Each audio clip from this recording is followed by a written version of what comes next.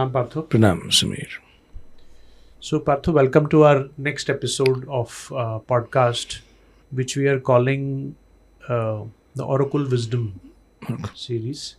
And our primary audience for this podcast is startup entrepreneurs and people in the startup ecosystem. And those who are part of the community. Part of the community or outside the community, but who have a similar intention or movement of wanting to build businesses which are more conscious in nature. Yeah. And we have spent about 4 episodes trying to break down. So based on the feedback which I have received and conversation with people about what we have spoken so far, one thing which came out, which these are the words which we use every day and sometimes we feel we really understand. So people talked about how there is a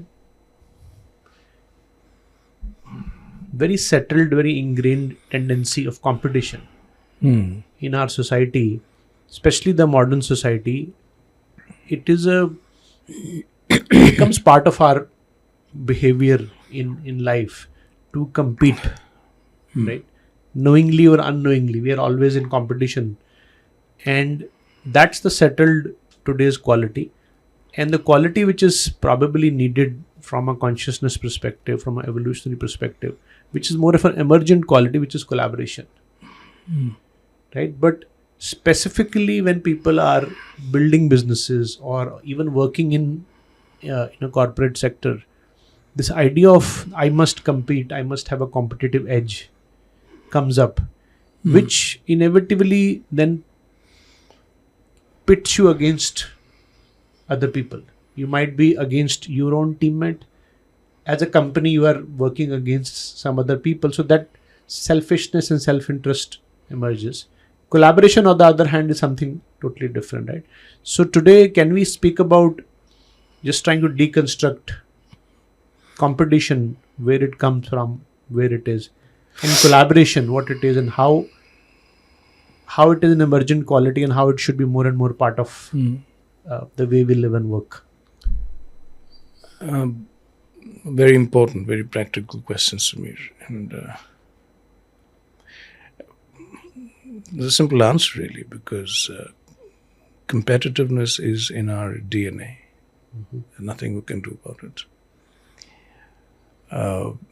Evolutionarily speaking, it's in our DNA. Without competitiveness, the competitive spirit, our species would have died out long ago. Had we not competed with other species, leave alone dominating the planet, we probably wouldn't have survived. And not just competing with other species. And the competition was brought to ourselves. We had to compete with our own species. Once again, to ensure the survival of the fittest. That's the evolutionary mechanism, isn't it? The what do they call it? Natural selection.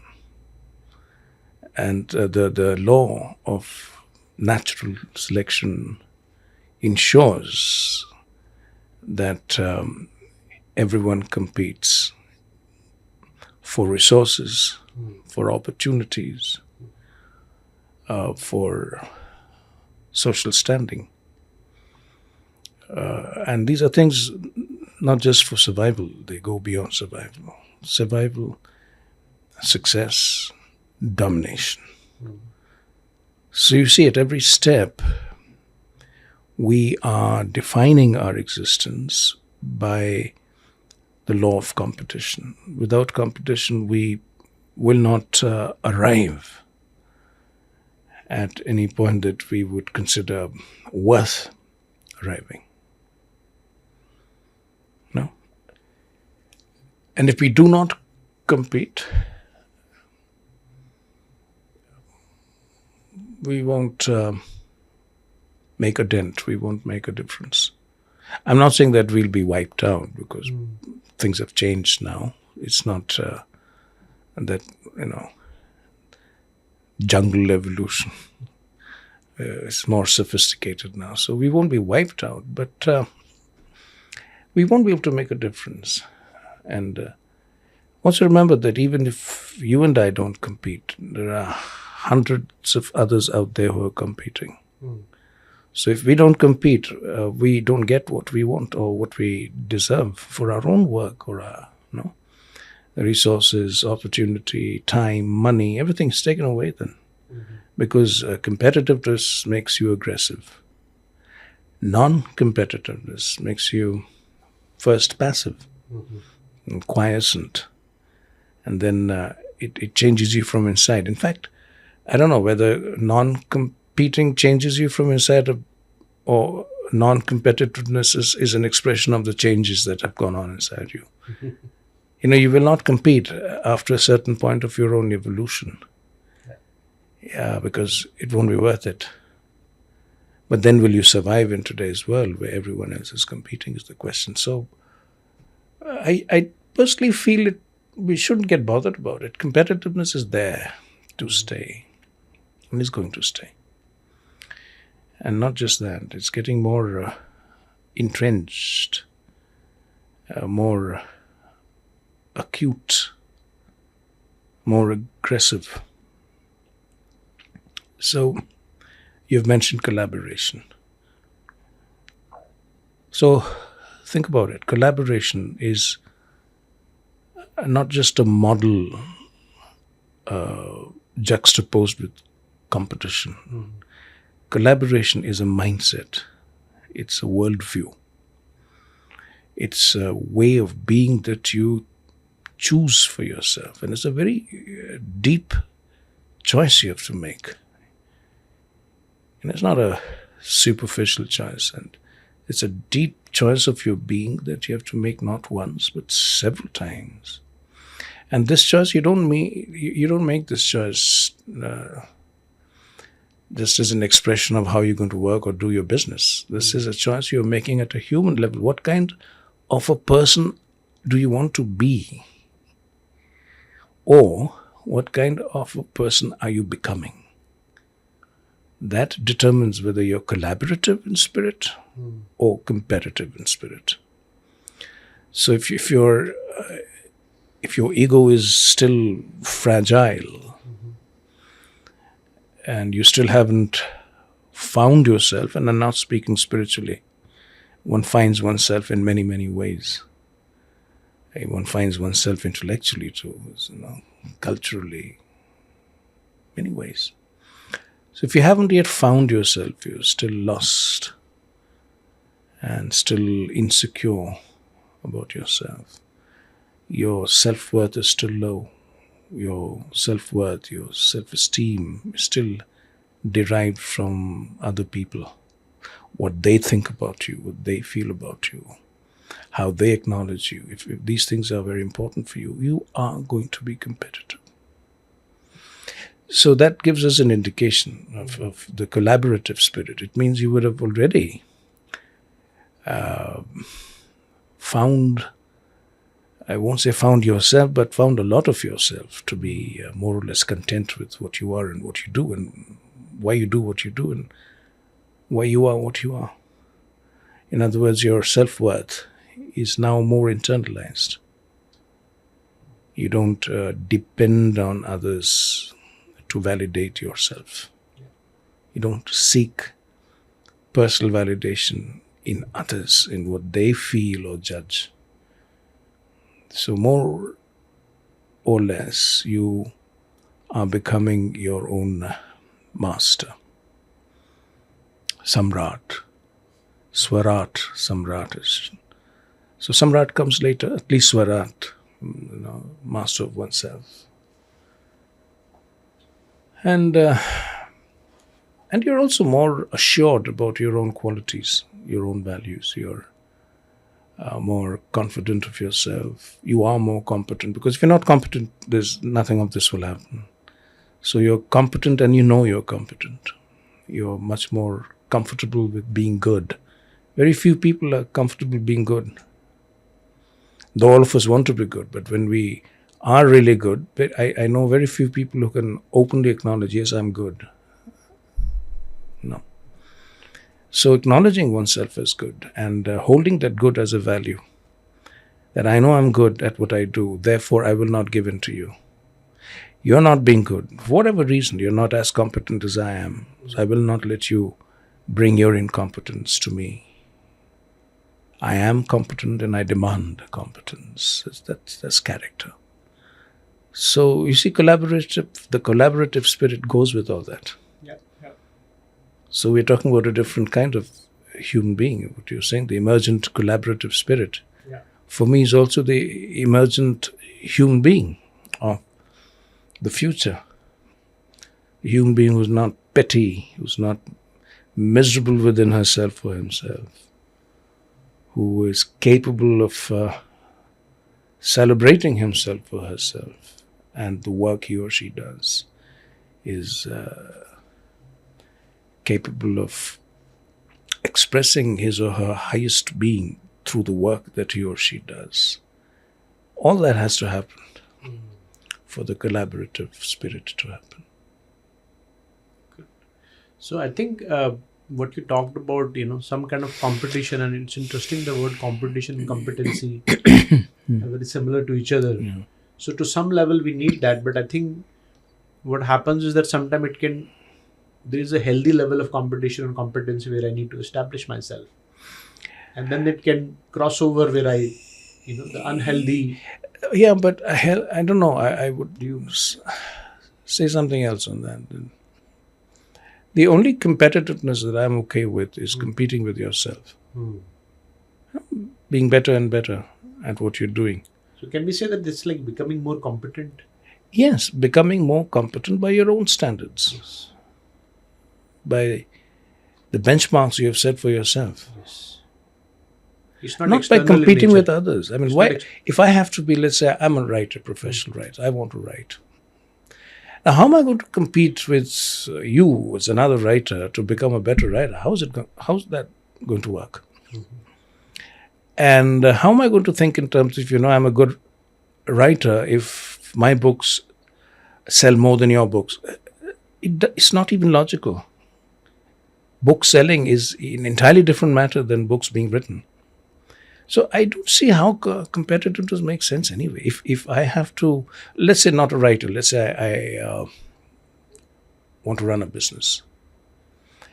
Now, logically, I can run a business more effectively only if I have many other people as competent as I working with me towards the same end, the same goal. Yeah. That spells collaboration. Yes.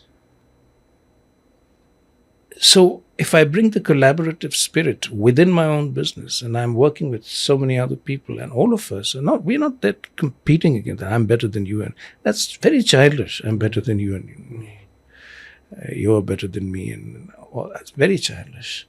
So let's all get together and be better than what we are. Synergy, they call it. What we bring, our own strengths, what we bring to the table is more than the sum of all that we bring, more than the sum of its parts. So why can we not work that way? And then once that's done, that's the first step. The next step would be do the same thing with the market. I mean, I'm running my business, you're running yours. Why do we need to compete? There's enough resources going around. Yeah. I mean, that's where capitalism has gone disastrously wrong. Yes. Capitalism long ago forgot to think. It went on, capitalism went on steroids to make money. And making money replaced doing well. Yeah. Making money replaced excellence in work. It replaced competence. Make money by hook or by crook. So capitalism got derailed into just making money, which is, I think, the most superficial understanding of capitalism. Capitalism was a good thing. But then your capitalism is as good or as bad as the capitalists. Maybe it became a tool of the ego to express itself. It did. It became a tool of the ego, as everything else does. It became politicized. It became a tool of what I call, and openly, It became a tool of mediocre people. The richest people we have are very mediocre human beings, mind you. Yeah. Very few people you find who are rich and noble human beings. Human beings you would like to look up to and admire and be inspired by. How many rich people do you look up to and get inspired by? This is a very interesting, constant observation made by my daughter Sana. In her life, she's 16 now. That why are rich people so petty? For us, it's very hard to count. So you can ask this question at 16. No, the emperor has no clothes on. No, she's been asking for a while, basically. There are only a few people who we know who are actually well off financially and are also nice people. And who are not petty. No. Who are not insecure. Yeah. Who are not possessive about what they have and don't want to share. And who are not petty. That's the only word I can use. Because, if I recount my own experience, myself and Nandini, we started our first company in 2005 early. And we did not have any background in that. So we went with what is normal. So competition was considered a big deal at that time. Mm-hmm. So we started a company in Chandigarh. It was small, but there was nobody else doing it. So there was no competition. And so we could just focus on quality and service and economics. And then some news came about some other company started a similar service in Bangalore. And that led for us to get distracted. Yes. Obsessing about some company in Bangalore. Yes. And actually we changed our way of being to compete and compare. This often happens. And it led to actually basically a sort of an early death of our company, where we had to sell to that same competition, which we were obsessed about. Right. And that was, of course, we as immature entrepreneurs. But in our next venture, Morpheus, where we ended up starting India's first startup accelerator, somehow that thing got cleansed up. And whichever new accelerator got started, we were able to see that all of us collectively are here to help create and grow the startup ecosystem in India. And I could see that we could only deal with 20 startups a year, and India had so much more potential.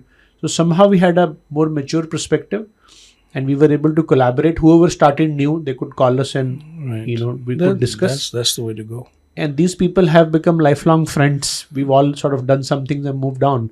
So I have seen it firsthand, basically, how competition is so, it can be so destructive. Like, we had a good business going, and we ended up getting so distracted and worrying about competition that we couldn't handle our own business, and it just went off, basically. So what I'm getting is something very important for all of us to understand. The competitive mindset, the competitive spirit, is an expression of what I call the poverty consciousness, scarcity consciousness. It's a consciousness that says that there is not enough, there isn't enough in this world. It springs from a very deep-seated insecurity and a very deep-seated smallness of vision and understanding. That we are living in a very shrunk manner. There just isn't enough to go around. Whereas the collaborative spirit is the opposite. It is an expression of what I would call a plenitude consciousness, abundance consciousness, plenitude consciousness, true wealth consciousness. So in our Sanatan Dharma, we had this. The true wealth consciousness is a spiritual value, it's a spiritual quality in Sanatan Dharma. And wealth consciousness means there's abundance, there's enough on this planet to sustain all of us many times over. But it's not there, given to us on a silver platter. We have to earn it. We have to produce wealth. That's what our Purusharth is all about. Yeah. And the collaborative spirit is that let's all get together and produce wealth for this planet, for our nation, for our society. So you see, it's a more broad-minded, more expansive way of living. I'm also working on the translation of your book into Hindi. So there was a chapter on the Sanatana ashramas. This is Sanatana Dharma.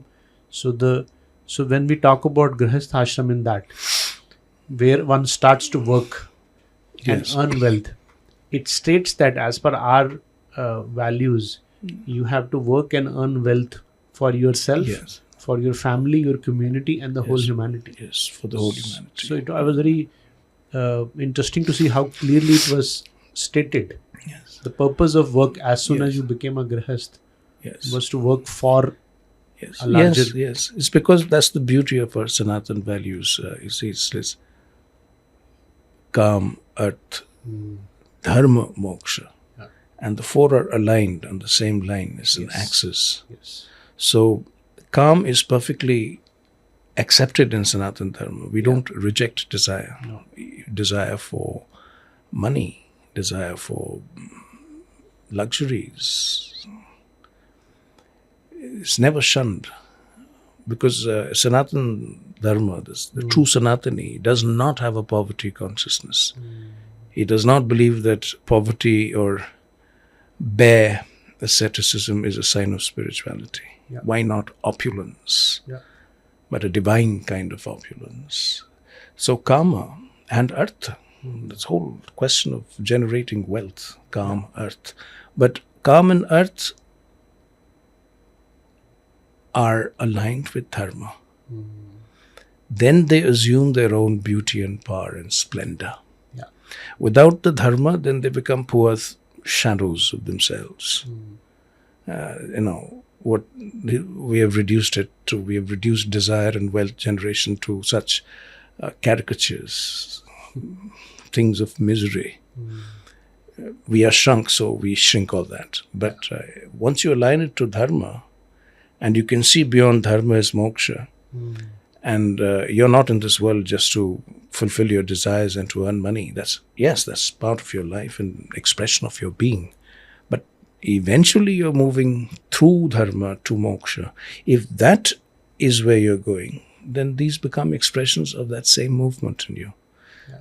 So to bring the collaborative worldview, the collaborative spirit into our businesses, we have to be beings like that. We have to return to our Sanatan Dharma, even in the businesses that we run, as it was meant to be. And when you say dharma, you mean the force to maintain that order and harmony and grow and evolve. Yes, the force to maintain harmony, harmony and growth, collective harmony and growth. And also the integrity of being, to do what is right and just and fair. That's Dharma too. So run a business by all means, but don't be unfair. Run a business by all means, but be true to justice. Be true to the right principles, right action. Otherwise you're not a businessman, you're a plunderer. You're a thief, you're a plunderer. You're plundering the wealth of this planet and keeping it to yourself. You're a hoarder. Yeah. And you're a miserable hoarder and plunderer. That's what most rich businessmen are. Yeah. They don't care a damn about others. I have to make my money. That's not what we want. In fact, Partho, what happens is that because in today's world, the most looked up to people are these people. Yeah, we look up. That's an expression of what we have done to our civilization. We look up to goons. Yeah, and then it enters into the whole society. Yes. Like I was speaking to a friend 2 days back, and he was sharing his observation. He said, no matter where you are in the society, it looks like everybody is just trying to exploit. Like wherever you are, in whatever position you are just trying to exploit. Yeah. Because you somehow feel that I need more. You are competing and exploiting as much as you can. Which again I see as something inevitable, because so many human beings shamelessly exploiting the planet they live on. Yeah. What else to expect of them? Yeah. If you exploit in a way, and I don't want to sound dramatic about it, but in a way, it's your mother. Yeah. The earth is our mother. She's the one who's sustaining us. Yeah. With all the resources and everything that we need. And if you're going to exploit Earth, what stops you from exploiting each other? Yeah. So we are like that. We have become miserable human beings, really. Greedy human beings. And that's where capitalism has gone wrong. Capitalism has become I don't even want to call it a celebration, but yes, a kind of a celebration of greed. Instead of celebrating competence and wealth and joyfulness and harmony, Yeah. people celebrate greed. You remember that movie, Greed is Good? Yeah. And that's the mantra people have, greed is good. You have to be greedy in order to do well. I think another aspect is, if as an entrepreneur, as a company which I'm running, I don't feel I'm competent, but I'm collaborating in spirit, right, with others in the ecosystem. I think then the same culture also happens to be there in my own company. Inside, you said you need 10 people or 5 people to collaborate with. Yes. And work with. So then, that becomes your value. And when you hire people or when you train people, you encourage them to collaborate. Yes. And in this particular, what you are saying is very important. Keep in mind too that when you say that we need to collaborate, do understand that collaboration means sharing. Yes. Can't be otherwise. No. So if I'm going to run a business and I want to collaborate with my team, I also have to share with my team, which means I can't keep earning for myself and my stockholders. No. They are my stockholders. We have to build up this company together. Yeah. So whatever profits we make, we share. When that is in the front, and everyone can see that not just words, this is how it works here, then you get collaboration. Yes. Then everyone gives their hearts and minds to. Then the business, again, going back to the values of Sanatana Dharma, because I think in Sanatana Dharma we have described business from a very high consciousness, where your business becomes a yagna,